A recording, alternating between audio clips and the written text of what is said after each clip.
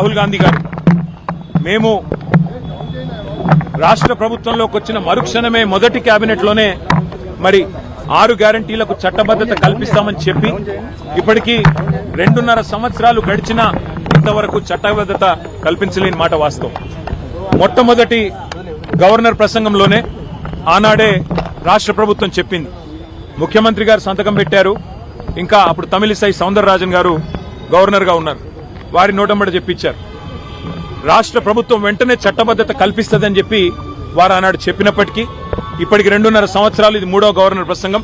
ఇంతవరకు 6 గ్యారంటీలకు చట్టబద్ధత లేదు.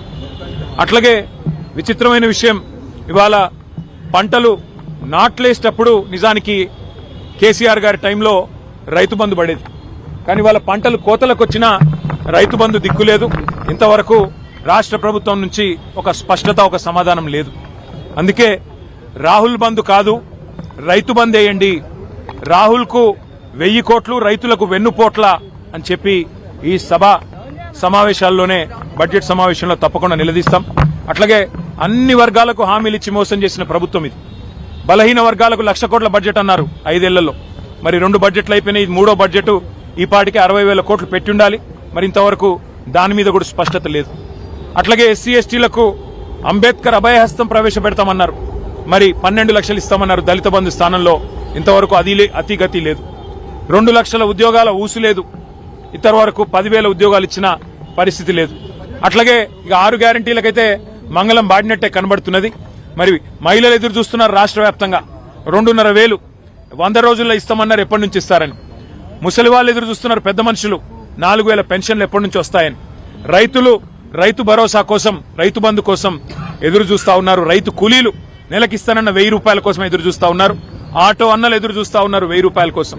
ఈ అన్ని విషయాల్లో ముఖ్యంగా తెలంగాణ విద్యార్థులు 10,000 కోట్లు ఫీజు రీయింబర్స్మెంట్ బకాయిలు ఏదైతే గవర్నమెంట్ చెల్లించాలో వాటి విషయంలో కూడా మొత్తం విద్యార్థులు, వారి తల్లిదండ్రులు ఎదురు చూస్తా ఉన్నారు. ఈ అన్ని విషయాల్లో జాబ్ క్యాలెండర్ అన్నారు. ఇంతవరకు ఆ క్యాలెండర్ లో మరి ఉత్త క్యాలెండర్ ఉంది తప్ప జాబులు అయితే కనబడతలేవు. ఈ అన్ని విషయాల్లో తప్పకుండా ప్రభుత్వాన్ని శాసనసభ సమావేశాల్లో నిలదీస్తాం, నిగ్గదీస్తాం. ఎక్కడ పోతున్నాయి డబ్బులని అడుగుతాం.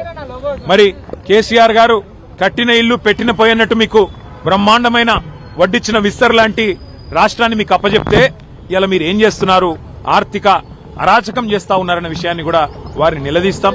రిటైర్డ్ ఎంప్లాయీస్ కనీసం బెనిఫిట్స్ ఇవ్వలేని దుస్థితిలో ఈ రాష్ట్ర ప్రభుత్వం, ఇవాళ రాష్ట్రం ఉన్నది అంటే దానికి కారణం ఖచ్చితంగా ఫైనాన్షియల్ మిస్మేనేజ్మెంట్. తెలంగాణను ఒక ఏటీఎం గా మార్చి ఏఐసీసీకి సమర్పించుకునే దాని మీద ఉన్న శ్రద్ధ ఈ రాష్ట్రంలోని పేదల మీద లేదు అనేది తప్పకుండా రాష్ట్రంలోని ప్రతి పేదవాడి తరపున ఈ ప్రభుత్వాన్ని నిగ్గదీస్తాం, నిలదీస్తాం. మరి ఈ శాసనసభలో, శాసన మండలిలో తప్పకుండా ప్రజల తరపున పోరాడతామని తెలియజేస్తూ థ్యాంక్ యూ.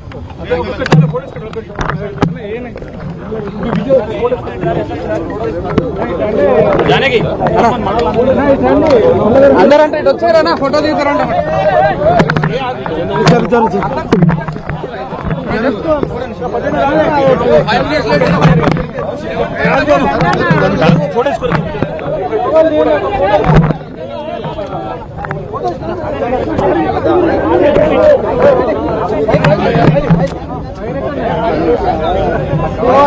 పెట్టుకుంటాం